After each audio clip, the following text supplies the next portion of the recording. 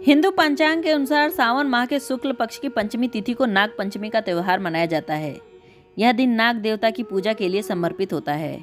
मान्यता है कि नाग पंचमी के दिन नाग देवता की पूजा करने से मनोकामनाएं पूरी होती हैं। पौराणिक काल से ही सर्प देवताओं की पूजा करने की परंपरा है।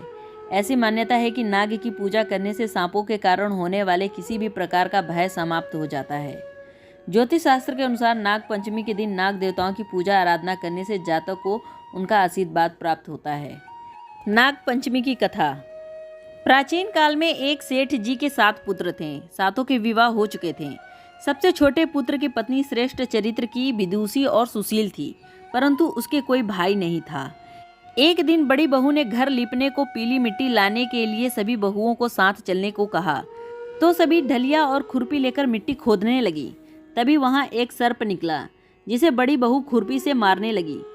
यह देखकर छोटी बहू ने उसे रोकते हुए कहा, मत मारो इसे, यह बेचारा निरपराध है। यह सुनकर बड़ी बहू ने उसे नहीं मारा।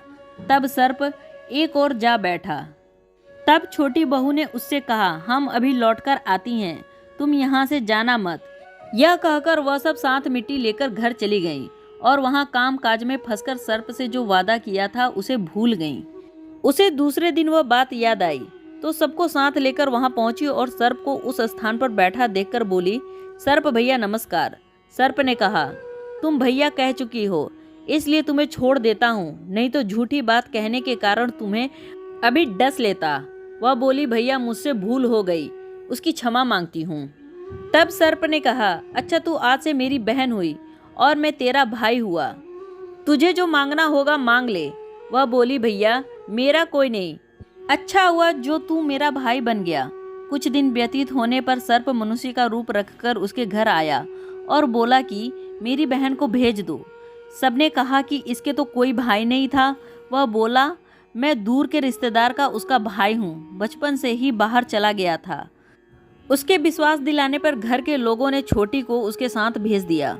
उसने मार्ग में बताया कि मैं वही सर्प हूँ, इसलिए तू डरना नहीं और जहाँ चलने में कठिनाई हो वहाँ मेरी पूंछ पकड़ लेना। उसने कहे के अनुसार ही किया और इस प्रकार वह उसके घर पहुँच गई। वहाँ के धन ऐश्वर्य को देखकर वह चकित हो गई। एक दिन सर्प की माता ने उससे कहा, मैं बाहर जा रही हूँ, तुम अपने भाई को ठंडा दूध पिला देना। उसे यह बात ध्यान न रही और उसने गर्म दूध पिला दिया, जिसमें उसका मुंह बुरी तरह से जल गया। यह देखकर सर्प की माता बहुत क्रोधित हुई, परंतु सर्प के समझाने पर चुप हो गई। तब सर्प ने कहा कि बहन को अब उसके घर भेज देना चाहिए। तब सर्प और उसके माता पिता ने उसे बहुत सा सोना, चांदी, जवाहरात, वस्त्र, भूषण आदि देकर उसके घर पहुंचा दिया। इतना ढेर सारा धन देखकर बड़ी बहू ने ईर्ष्या से कहा, भाई तो बड़ा धनवान है, तुझे तो उससे और भी धन लाना चाहिए। सर्प ने यह वचन सुना तो सब वस्तुएं सोने की लाकर दे दी। यह देखकर बड़ी बहू ने कहा, इन्हें झाड़ने की झाड़ू भी सोने की होनी चाहिए। तब सर्प ने झाड़ू भी सोने की लाकर रख दी।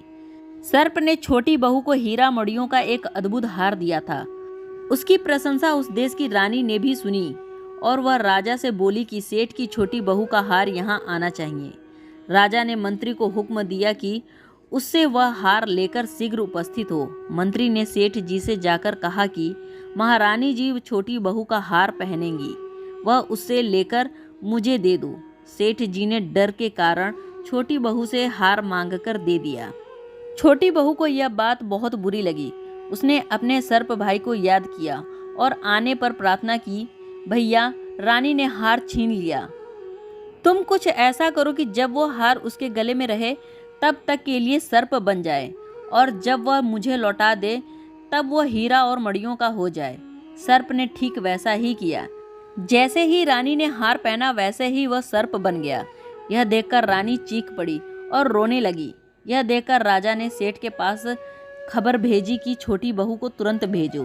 सेठ जी डर गए कि राजा न जाने क्या करेगा। वह स्वयं छोटी बहू को साथ लेकर उपस्थित हुए। राजा ने छोटी बहू से पूछा कि तुमने क्या जादू किया, मैं तुम्हें दंड दूंगा। छोटी बोली, राजन क्षमा कीजिए, यह हार ही ऐसा है कि मेरे गले में हीरे और मणियों का रहता है और दूसरे के गले में सर्प बन जाता है। यह सुनकर राजा ने वह सर्प बना हार उसे देकर कहा, अभी पहनकर दिखाओ। छोटी बहू ने जैसे ही उसे पहना वैसे ही हीरा और मणियों का हो गया। यह देखकर राजा को उसकी बात का विश्वास हो गया और उसने प्रसन्न होकर उसे बहुत सी मुद्राएं भी पुरस्कार में दे दी। छोटी बहू अपने घर हार और धन सहित घर लौट आई। उसके धन को देखकर बड़ी बहू ने ईर्ष्या के कारण उसके पति को सिखाया कि छोटी बहू के पास कहीं से धन आया है।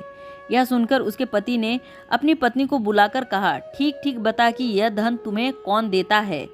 तब वह सर्प को याद करने लगी। तब उसी समय सर्प ने प्रकट होकर कहा कि यदि मेरी धर्म बहन के आचरण पर संदेह प्रकट करेगा तो मैं उसे डस लूंगा। यह सुनकर छोटी बहू का पति बहुत प्रसन्न हुआ और उसने सर्प देवता का बड़ा सत्कार किया। उसी दिन से नाग पंचमी का त्योहार मनाया जाता है और स्त्रियां सर्प को भाई मानकर उनकी पूजा करती हैं। नाग पंचमी की एक और पौराणिक कथा। पौराणिक कथा के अनुसार जन्मेजय अर्जुन के पौत्र राजा परीक्षित के पुत्र थे। जब जन्मेजय ने पिता की मृत्यु का कारण सर्पदंश जाना तो उसने बदला लेने के लिए सर्प सत्र नामक यज्ञ का आयोजन किया। नागों की रक्षा के लिए यज्ञ को ऋषि आस्तिक मुनि ने सावन माह की शुक्ल पक्ष की पंचमी तिथि के दिन रोक दिया और नागों की रक्षा की। इस कारण तक्षनाग के बचने से नागों का वंश बच गया। आग के ताप से नागों को बचाने के लिए ऋषि ने उन पर कच्चा दूध डाल दिया। तभी से नाग पंचमी मनाई जाने लगी। वहीं नाग देवता को दूध चढ़ाने की परंपरा शुरू हो गई।